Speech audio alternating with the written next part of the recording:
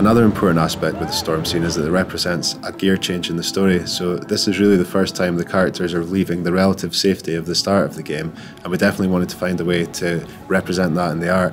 So what we have here is we have a shift from the lighting style at the start of the game, which is very much a found lighting style. It's all lit by the sunlight and bounce light. There's no artificial light sources at all.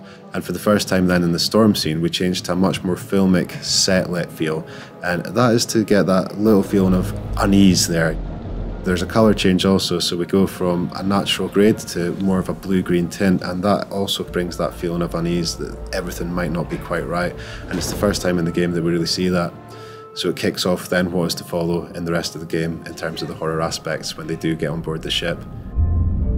As well as that, there's a really important change of camera in terms of when the storm starts. So we go from a more composed, steady camera to a really handheld feel. And the idea there is that we want to emphasize the effects of the storm and have a lot more kinetic feel to the camera work.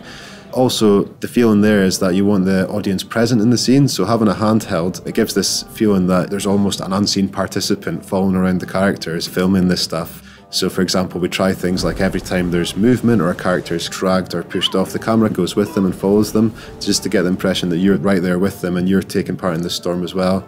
So that was quite an important beat. Once the characters journey into the ghost ship, the water's still ever present, and we use audio to remind the players of this with the waves pounding against the hull of the boat, like the heartbeat of an enormous beast with these metal creaks and groans, this leviathan ready to swallow them up at any moment. The underwater content is a very different challenge. There's a different timing mindset you have to consider. It's all about observing and absorbing yourself into that area. We looked at various different reference, film, TV and game reference too. Luckily, 2 of us on the team scuba dived before, which was good.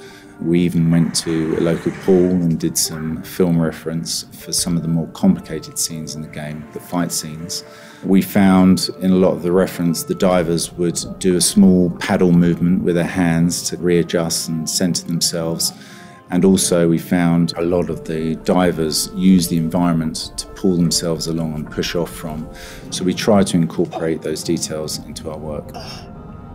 There's something really fun about shooting on stormy conditions, and there's something fun about conveying that. But interestingly, one of the things in conveying that in terms of CG is that you have to do a lot of things that you'd maybe get for free if you were actually shooting it. So if you were really out there in a storm holding your camera, you would be getting blown around and you'd be getting rain on the lens or whatever you might get. When you work in CG, everything's automatically clean. So sometimes it's about how you can dirty up the shots and bring back some of those natural elements to convince the viewer that actually that storm is real. So for example, in the stormy sea, you have a lot of mist, a lot of rain moving around, showing how windy it is, showing how stormy it is, blowing into the camera. So that really adds a lot of life. In the underwater scene, we used it for silt, for plankton, for any kind of dirt and noise in the ocean. And without that, it can really seem quite lifeless. So that was a hugely important element.